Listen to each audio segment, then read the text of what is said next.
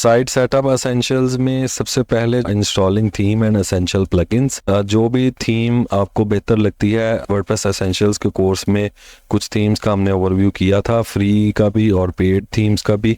तो उन्हीं में से आपने जो भी चूज़ करनी है उस थीम को इंस्टॉल करना है। उसके बाद जो ज़रूरी प्लगइन्स हमने डिस्कस किए थे उनको इंस्टॉल कर लेना है। उसके बाद जो है वो आपने बेसिक सेटिंग कॉन्फ़िगर कर लेना है अच्छी परफॉर्मेंस के लिए। तो डैशबोर्ड में हम चलते हैं। तो ये जो है हमारा डैशबोर्ड है। अब डैशबोर्ड में अपीयरेंसेस में थीम्स में चले जाएंगे सबसे पहले। तो हम ब्लॉग बिल्ड करने लगे हैं। ब्लॉग जो है ये हमारा उसके डिज़ाइन को बनाने लगे हैं। तो इधर थीम्स में चले जाना है। इधर आप थीम्स बहुत सारी चेक कर सकते हैं, किसी भी थीम को आप यूज़ कर सकते हैं। डिफरेंट स्टाइल्स की थीम्स हैं, डिफरेंट डेवलपर्स ने प्री बिल्ड लेआउट बनाई हुई हैं यूज़र्स की आसानी के लिए। तो बहुत सारी इधर थीम्स अवेलेबल हैं, लंबी चौड़ी लिस्ट है, आप किसी को भी आप चूज़ कर सकते हैं। ठीक है, मैं एस्ट्रा प्रो को करूँगा। Astra Pro light weight theme है, बेस्ट थीम है मेरे अकॉर्डिंग। एस्ट्रा प्रो जो है उसको हम इंस्टॉल कर लेते हैं। यहाँ क्लिक करके हम इसको इंस्टॉल करेंगे। उसके बाद इसको हम एक्टिवेट कर लेंगे। अब इधर एस्ट्रा एक्टिव हो गई है। जो दूसरी कोई थीम है उसको हम डिलीट कर देंगे। तो थीम इंस्टॉल करने और एक्टिव करने के बाद इधर एस्ट्रा की एक ऑप्शन शो हो जाएगी। इसी तरह और भी बहुत सारी थीम्स जो अवेलेबल थी उनमें आप जो भी थीम इंस्टॉल करेंगे तो उस थीम का एक अलग से ऑप्शन जो है इधर डैशबोर्ड में आ जाएगा या फिर सेटिंग्स में आ जाएगा या टूल्स में आ जाएगा। आपने इसको चेक कर लेना है कि कहाँ जो है वो आपने जो भी थीम इंस्टॉल की है उसकी फंक्शनैलिटी को चेंज करने के लिए, उसके फीचर्स को यूज़ करने के लिए कौन सी ऑप्शन शो हुई है। तो एस्ट्रा की ऑप्शन का हम डैशबोर्ड में चले जाएंगे। अब हर थीम से एसोसिएटेड जो है कुछ प्लगइन्स ज़रूरी होते हैं या फिर कुछ ऐसे एक्सटर्नल कुछ फीचर्स मौजूद होते हैं जिनको इंस्टॉल करना ज़रूरी होता है। जैसे आप ये चेक कर सकते हैं, इधर कुछ प्लगइन्स की सजेशंस मिल रही हैं यूज़फुल प्लगइन्स में। इधर स्टार्टर टेम्पलेट्स में जाएंगे और इसको इंस्टॉल और टिप कर देंगे। इसमें आप जब कोई और थीम यूज़ कर रहे होंगे तो उसमें भी डिफरेंट टाइप के बिल्डर्स होंगे या डिफरेंट टाइप के प्लगइन्स होंगे जो कि फंक्शनैलिटी को एक्सटेंड करेंगे। कुछ जो है वो फ्री में अवेलेबल होंगे, कुछ अगर आप थीम को अपग्रेड कर लेंगे प्रीमियम थीम में तो फिर आपको मज़ीद प्लगइन्स जो हैं वो भी मिल जाएंगे फंक्शनैलिटीज़ को इंक्रीज करने के लिए। इधर जैसे आप फ्री वर्सेस प्रो में आप देख सकते हैं कि इधर जो है वो ऑप्शंस प्रो में ऑल फीचर्स, ये स्पेसिंग, टाइपोग्राफी और जो है वो कलर बैकग्राउंड और बहुत सारी किस्म की जो चीज़ें हैं वो उनका डिफरेंस है। फ्री में भी आप वेबसाइट या ब्लॉग क्रिएट कर सकते हैं। तो इसमें स्टार्टर टेम्पलेट्स जो है ये एक एसेंशियल प्लगइन है एस्ट्रा के लिए। इसी तरह और जो जितनी भी थीम्स हैं उनके अपने अपने बिल्डर होंगे और अपने अपने प्लगइन्स होंगे उनसे एसोसिएटेड, जिनकी सजेशंस आपको साथ ही मिल जाएंगी, उनको आपने एक्टिव कर लेना है। हम इधर स्टार्टर टेम्पलेट को एक्टिव कर लेते हैं इंस्टॉल करके। इसी तरह एक थीम थी न्यूज़पेपर थीम, उसका हमने जिक्र किया था। उसमें टैग DIV बिल्डर होता है, टैग DIV के कुछ कंपोजर और टैग DIV के 2-3 और किस्म के प्लगइन्स होते हैं। वो थीम इंस्टॉल करने के बाद आपको उसकी सजेशंस मिल जाएंगी। जैसे स्टार्टर टेम्पलेट की इधर एस्ट्रा प्रो में मिल रही हैं वैसे उस थीम में मिल जाएंगी। इसी तरह हर थीम की जो है वो अपने प्लगइन्स होते हैं जो जिनको आप यूज़ करके तो इसके फीचर्स को, फंक्शनैलिटीज़ को आप एडवांस लेवल पे ले जाते हैं। अभी हमने इंस्टॉल कर ली अपनी थीम और उसके ज़रूरी प्लगइन्स जो हमें थीम से एसोसिएटेड प्लगइन्स की सजेशन मिलेगी वो इंस्टॉल कर लेने हैं। उसके अलावा जो ज़रूरी प्लगइन्स हैं उनका जो है वो भी मैं इधर जिक्र करता हूँ। कॉन्फ़िगरिंग बेसिक सेटिंग्स जो होती हैं उसमें जो भी एसोसिएटेड प्लगइन्स हैं, हर थीम के साथ जो प्लगइन्स हैं उनकी ऑप्शंस डिफरेंट हैं।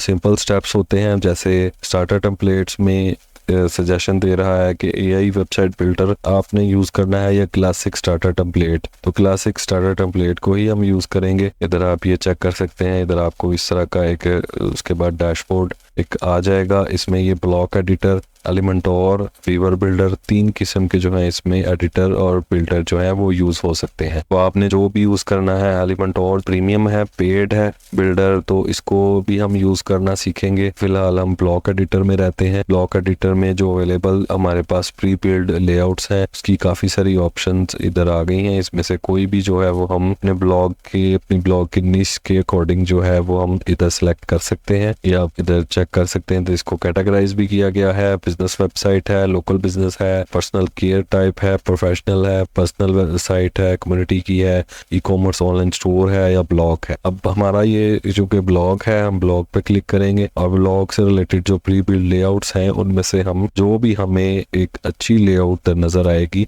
वो हम उसको यूज करेंगे। इधर आप ये प्रीमियम भी देख सकते हैं। ये प्रीमियम ऑप्शन जो है ये कुछ इसमें लेआउट प्रीमियम है जो कि हम जब एक्स्ट्रा का फिलहाल फ्री वर्जन यूज कर रहे हैं, तो जब हम premium version pro version use करते हैं तो उसमें हमें ये प्रीमियम लेआउट्स की भी ऑप्शन मिल जाती है। तो इधर फ्री वाली जो टेम्पलेट है उसमें से कोई भी हम जो है अच्छी वाली देखकर उसको इंस्टॉल करते हैं। जरूरी नहीं है कि हाइजीन बुक है तो रेसिपी से रिलेटेड ही करें, फूड एंड ड्रिंक से रिलेटेड ही करें, या फिर जो है वो हम इससे रिलेटेड कोई भी करें। हम ट्रैवल ब्लॉग की जो लेआउट है वो हमें अगर पसंद आती है हम वो भी कर सकते हैं। वो कोई और किसी टाइप की vlogger, love nature, planet earth, outdoor adventure, जो भी हमें इधर सूटेबल लगती है और अट्रैक्टिव लगती है उसको हम यूज कर सकते हैं। इधर हम क्रिएटिव ब्लॉग जो है इसको यूज कर लेते हैं। क्रिएटिव ब्लॉग के ऊपर आपने क्लिक किया, उसके बाद लोगो, आप यहीं से लोगो जो है उसको भी लगा सकते हैं। उसके बाद आप जो है वो कस्टमाइज में जाके भी लोगो वगैरह चेंज कर सकते हैं। हम यहीं जो है लोगो उसको सेलेक्ट कर लेते हैं। तो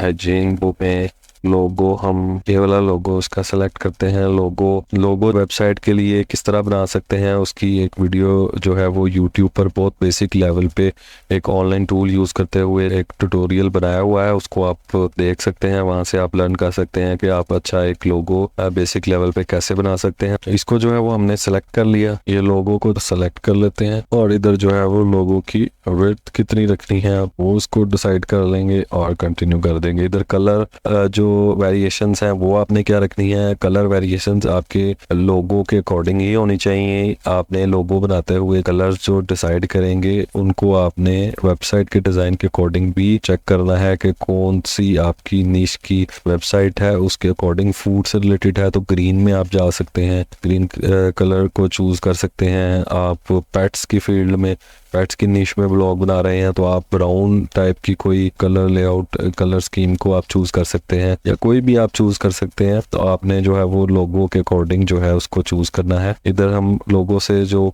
मिलती जुलती कलर्स को हम बाद में भी चेंज कर लेंगे, हम इसको सेलेक्ट कर लेते हैं।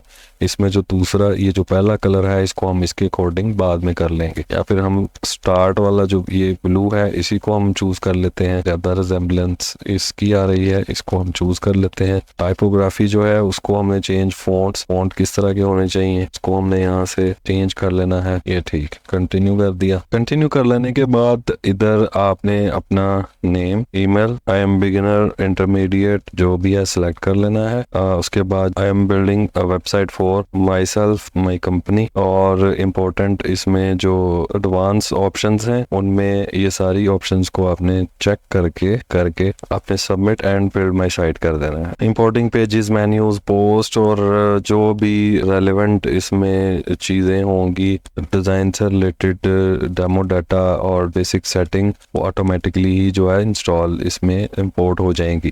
तो कोई भी थीम यूज करते हैं तो उसमें इसे रेलेवेंट ऑप्शंस आपको आएंगी डेमो डाटा इंस्टॉल करने के लिए। डेमो डाटा इंस्टॉल कर लेने, जो भी आप प्री बिल्ड लेआउट्स लगते हैं उसी तरह का प्रीव्यू वेबसाइट में जो है वो डेमो डाटा के साथ इंपोर्ट हो जाता है। उसके बाद वेबसाइट क्रिएट करना आसान होता है। फाइनलाइजिंग लास्ट फ्यू सेटिंग्स, उसी डेमो डाटा को आप एडिट करके तो अपना डाटा उसमें जो कंटेंट है वो या इमेजेस जो है उनको उसको चेंज करके वेबसाइट बना लेते हैं। अब विजिट माय वेबसाइट में आप चले गए, इधर से आपने जो है वो इसको क्रॉस कर देना है। ये आप इधर देखें, वो जो हमने डेमो सेलेक्ट किया था वो सेम एज इट इज जो है वो इधर इंपोर्ट हो गया है with images with demo content. अब इसी को जो है वो आप एडिट करके तो इसको चेंज कर सकते हैं। अब इंस्टॉल जो है वो हमने थीम इंस्टॉल कर ली, उसके बाद जो है वो थीम से एसोसिएटेड जो प्लगइन है जो भी अवेलेबल होते हैं उनको इंस्टॉल कर लिया, बेसिक सेटिंग कॉन्फ़िगर कर ली। उसके बाद प्लगइन जो है उनमें आ जाना है। प्लगइन्स इंस्टॉल करने हैं। प्लगइन्स में वर्डप्रेस एसेंशियल्स के कोर्स में जो प्लगइन हमने डिस्कस किए थे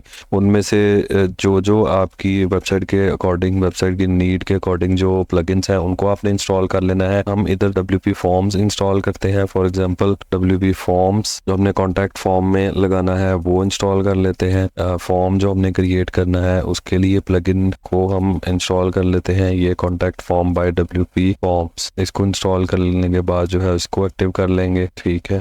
उसके अलावा प्लगइन्स में रैंक मैथ का जो प्लगइन है वो हमने इंस्टॉल किया हुआ है। रैंक मैथ का प्लगइन स्टार्ट में ही कंटेंट डालने से पहले SEO का जो भी प्लगइन होता है, वो रैंक मैथ हो या योस्ट SEO आप यूज कर रहे हैं, वो आप इंस्टॉल कर लेते हैं। स्पेक्ट्रा जो है ये ऑटोमेटिकली इंस्टॉल हो गया है। इसमें एक्स्ट्रा की जो थीम इंस्टॉल की थी उससे एसोसिएटेड स्टार्टर टेम्पलेट्स और स्पेक्ट्रा का प्लगइन था, ये इंस्टॉल हो गया। उसके बाद WP फॉर्म, लाइट और जो जितने भी बाकी प्लगइन्स हैं जो आपने एसेंशियल्स के कोर्स में जो ओवरव्यू किए थे उनमें से जो नीड के अकॉर्डिंग है वो आपने इंस्टॉल कर लेने हैं। कुछ प्लगइन्स का ओवरव्यू और इंस्टॉलेशन है वो हम नेक्स्ट जो स्लाइड्स होंगी उनमें करेंगे। तो प्लगइन्स जो है आपने यहाँ कॉन्सेप्ट आपने क्लियर रखना है कि अपनी थीम इंस्टॉल की, उसके बाद ज़रूरी जो प्लगइन है बाद में भी इंस्टॉल हो सकते हैं, लेकिन जो ज़रूरी आपके माइंड में आता है वो आपने प्लगइन इंस्टॉल करके अपना डैशबोर्ड को जो है वो बेसिक लेवल पे